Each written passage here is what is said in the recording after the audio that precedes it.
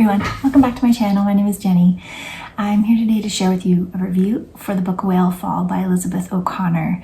And I wanted to share this specific review with you because when I find a book that I think is really great and I don't see a lot of people talking about it, and also it has a very specific form that I think is really special, then I tend to make standalone reviews. Just as a shameless plug, I almost always give mini reviews of all the books I read and my monthly wrap-ups. So if you ever see a book in those lists that you are interested in, know that scrolling through my monthly wrap-up will give you like a mini review. And sometimes I go on just as long as I would in a standalone video. So keep that in mind for anything you see in the future on one of my videos coming up. So Whale Fall by Elizabeth O'Connor, I listened to on audiobook, and I am specifically recommending that you should listen to it on audiobook. I think, obviously reading it in regular format would have its merits, but the audiobook experience enhanced the book to such a degree that I feel like it is worth taking the time to find the audiobook. A couple of reasons about that for me. This is a story set on a small island outside of Wales in the late 1930s. Not being Welsh, and I struggle with pronunciation for names, different word pronunciations, etc.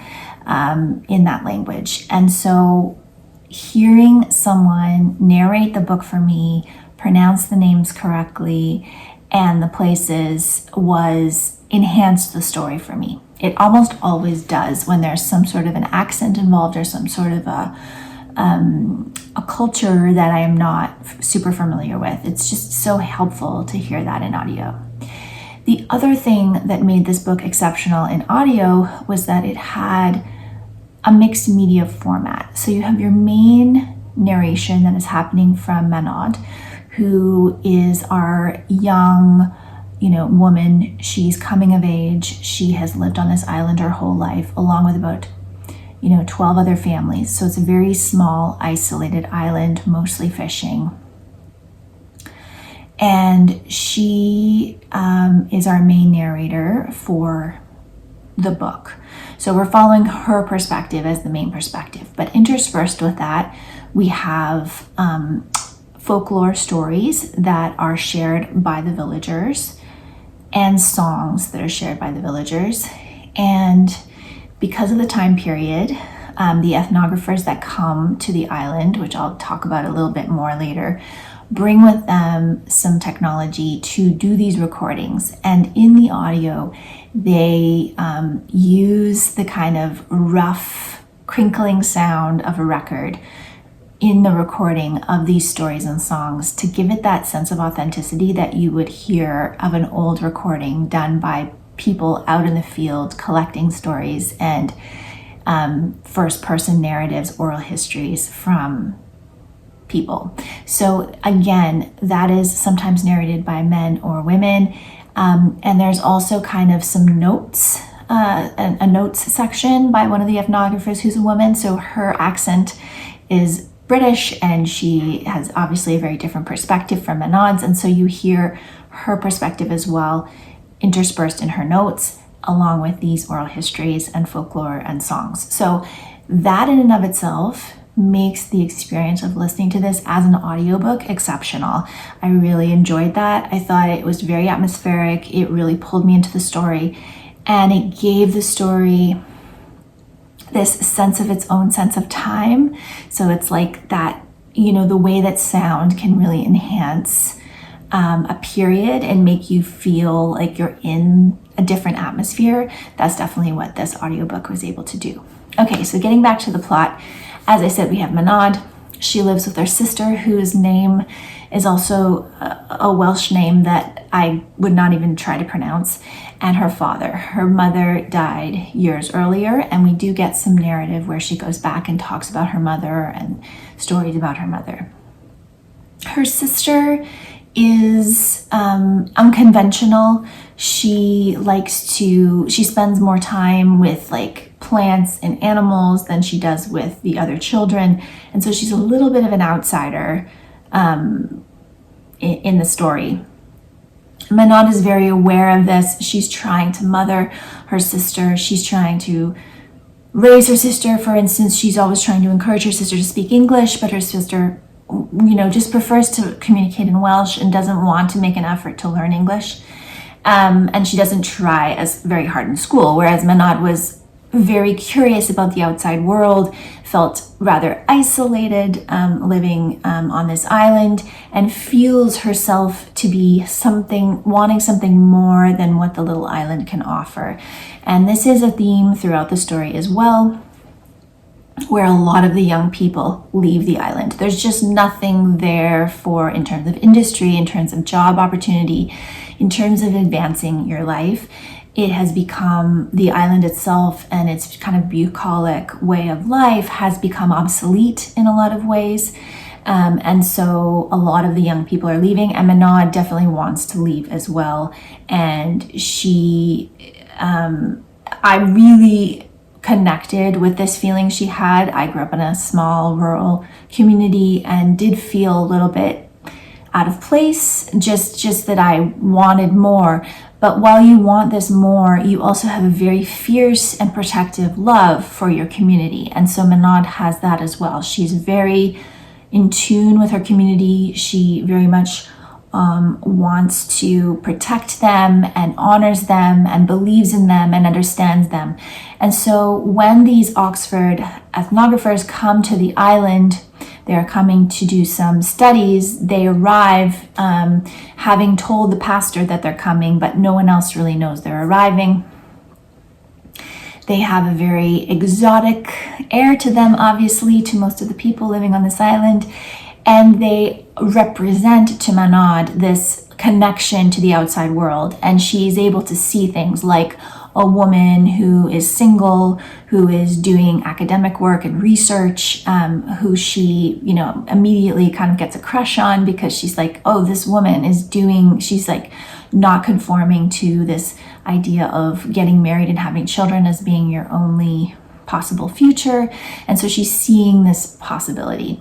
And then the other ethnographer, this man, is very awkward at first, but also represents a way of seeing. He kind of sees Manon, he acknowledges her work with them. And so they employ her to do translation for them from Welsh to English and to be the connection between them and the rest of the community. And Manon is particularly well suited to this.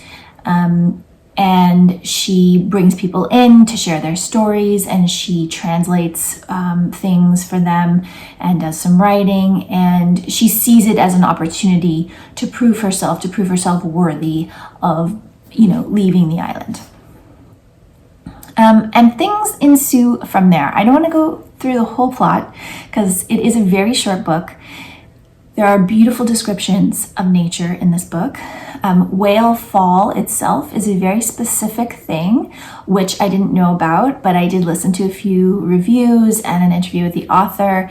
And a whale fall is actually when a whale dies in the ocean and how it creates its own ecosystem. So it's a very interesting thing. And that is actually something else that happens that kind of opens the book, is that this whale beaches itself on the island and dies. And then there's kind of a lot of different references to different things and different people coming to take the whale or to do things with the whale or what's happening to the whale as it's decomposing. So it's a beautiful metaphor that runs alongside the whole story.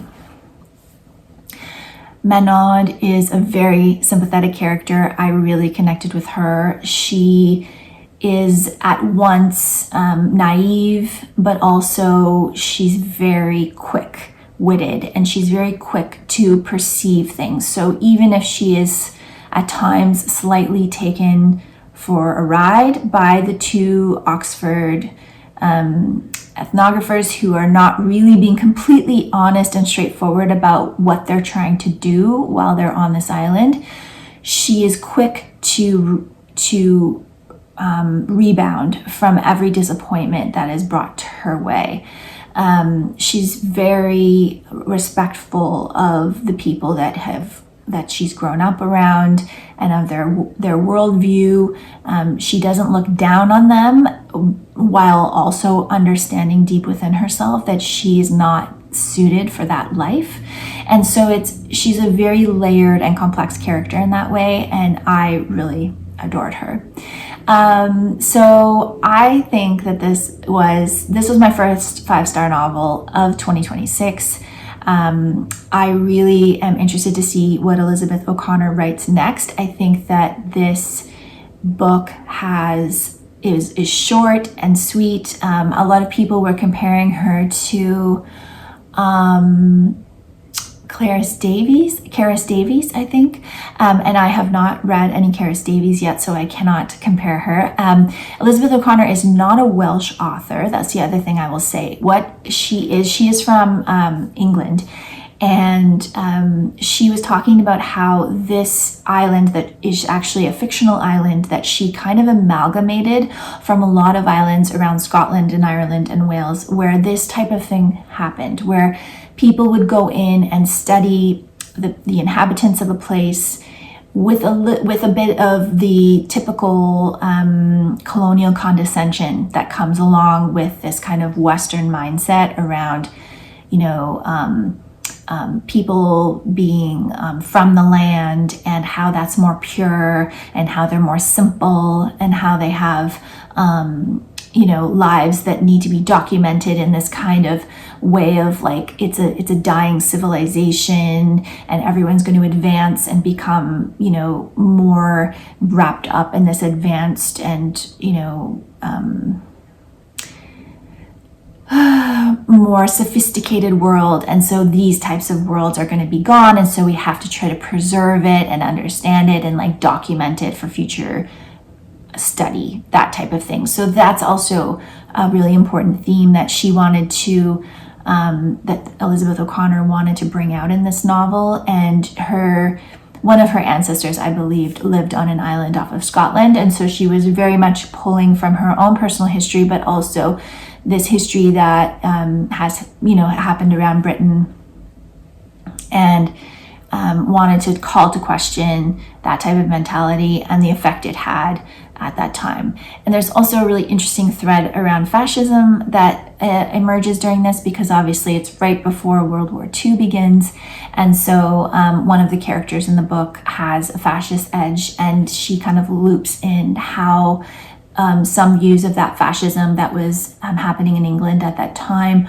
were tied into this back to the land, like purity idea. So it's very complex and layered. I thought it was really, really well done. I would highly encourage you to read it. And that's it for this video. Thank you so much for watching, and I'll be back again soon with another one.